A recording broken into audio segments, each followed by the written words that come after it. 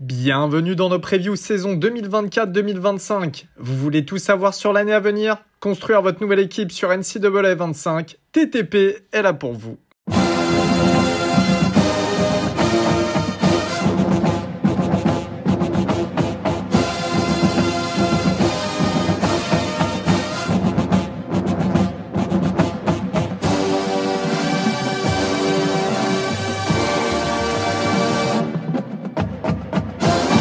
Et salut à tous, bienvenue dans ce nouvel épisode de The Trick Play. Aujourd'hui, comme vous l'avez entendu dans le jingle, épisode preview, premier de la saison 2024-2025. Comme je vous l'ai expliqué à la fin du dernier épisode d'ailleurs, il y aura pas mal d'épisodes où je serai solo pour les previews, mais c'est pas grave, moi c'est un exercice qui m'amuse. Je vais essayer de vous donner le maximum d'infos pour vous préparer pour la nouvelle année, cette nouvelle saison qui est aussi marquée par le retour de NCAA CFB 25, donc après tant d'années, 11 années à attendre ou 10 années. Bref, c'était 14 le dernier.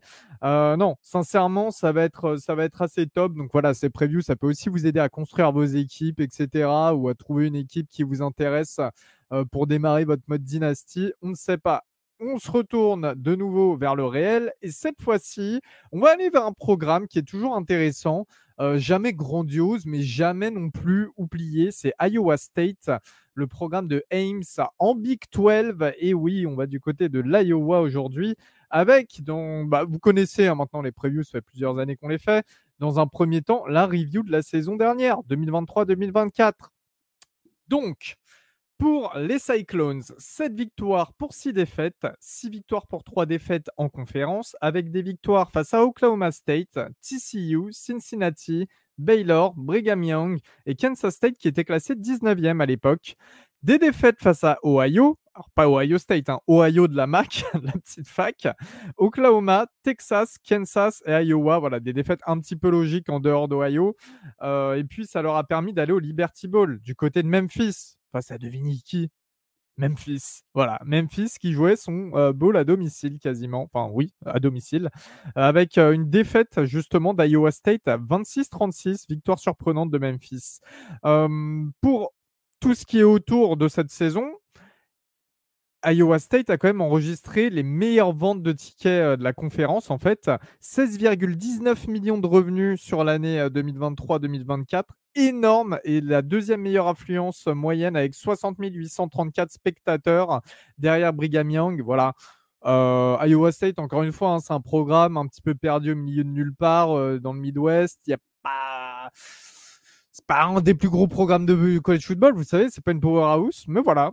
Tu as un stade qui remplit en moyenne 60 834 spectateurs. C'est juste énorme. C'est plus que n'importe quel stade de Ligue 1, il me semble. Donc rendez-vous compte pour un simple programme de college football ce que c'est. Au niveau du coaching staff, vous le connaissez tous, et il va démarrer sa 9e saison. C'est Matt Campbell, qui a eu sur ses 8 dernières saisons 6 saisons en bilan positif. Matt Campbell qui pendant longtemps avait été pressenti pour d'autres postes. À un moment donné, ça parlait même de NFL, etc. Il est toujours là et c'est très bien pour le programme. Il sera accompagné de Taylor Moser en offensive coordinator qui a été promu parce que c'était le tight end coach et l'assistant head coach la saison dernière.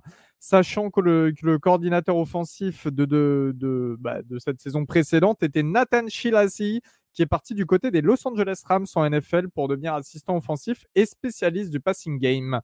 En poste de defensive coordinator, on retrouve Johnny Cock de nouveau, qui a suivi Matt Campbell depuis leur aventure à Toledo il y a 9 ans de ça. Donc voilà, ça bouge pas trop à ce niveau-là. On reste très familial du côté de l'Iowa en termes de coaching staff.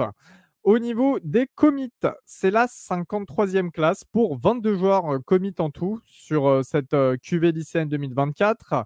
On a en highlight Marcus Neal, le safety, qui était un lot 4 étoiles sur 247. Voilà, pas grand-chose de fou à dire. Sinon, le reste, c'est que des 3 étoiles, souvent classés bas quand même, qui ont été recrutés à travers tout le pays. Voilà, on sait qu'il y a des programmes qui font des choix géographiques souvent très ancrés autour de chez eux, les États mitoyens. Et puis là, on en a d'autres comme Iowa State qui envoie ses recruteurs un petit peu partout. Et c'est toujours bien, c'est intéressant parce que souvent, tu as les gros États qui produisent pas mal de bons joueurs lycéens de football qui, tu as toute la partie où il y a tellement de superstars que tu as des joueurs oubliés qui peuvent quand même rester intéressants. Donc Iowa State va chercher ce type de joueurs.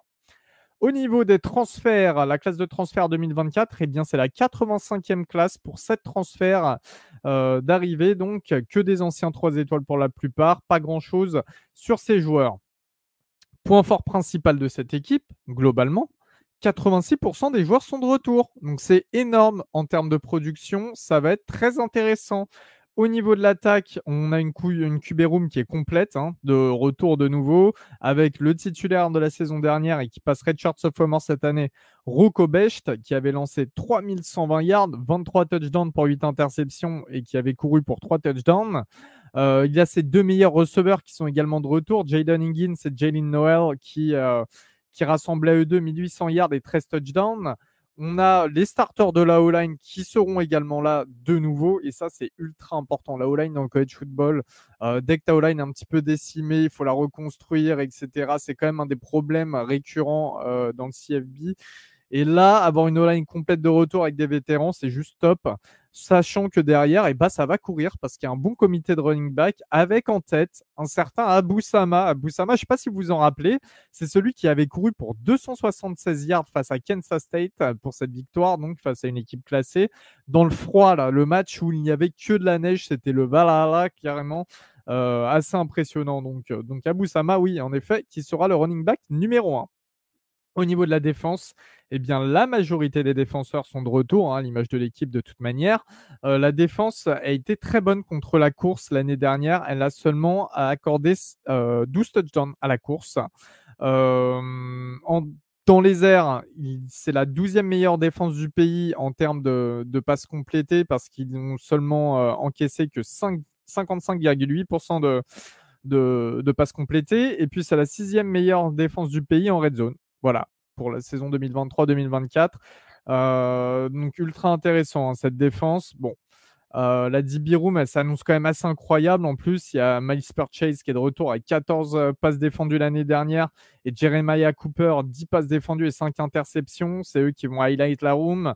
Et puis, si je peux terminer un petit peu sur cette défense, sur les points un petit peu plus faibles, on va dire, il faudra une meilleure production de la D-line contre la passe quand même. Il n'y a aucun D-line qui avait eu plus de 3 sacs ces dernières années.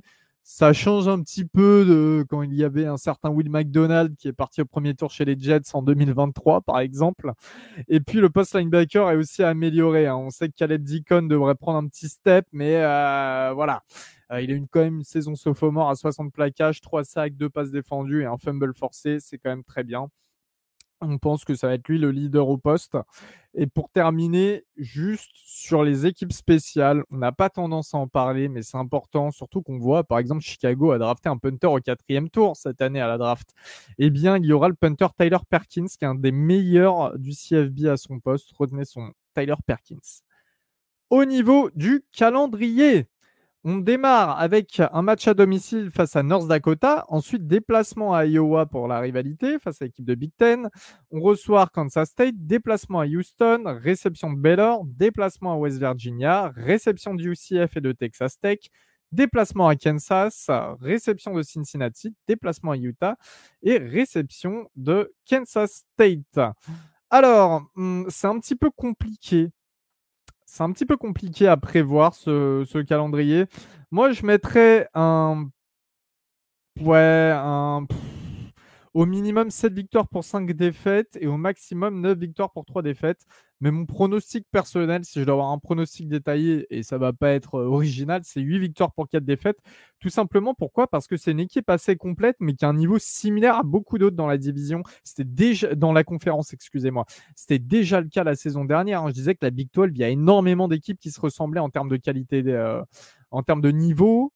Et là, en plus, avec les départs d'Oklahoma et Texas vers la SEC, ça va s'accentuer. Donc, voilà, il y a toujours des matchs que tu peux perdre là dans cette conférence. Tu sais pas, face à UCF, face à Baylor, le déplacement à West Virginia qui peut être un petit peu tendu. Voilà, tu vas en perdre certains de ces matchs.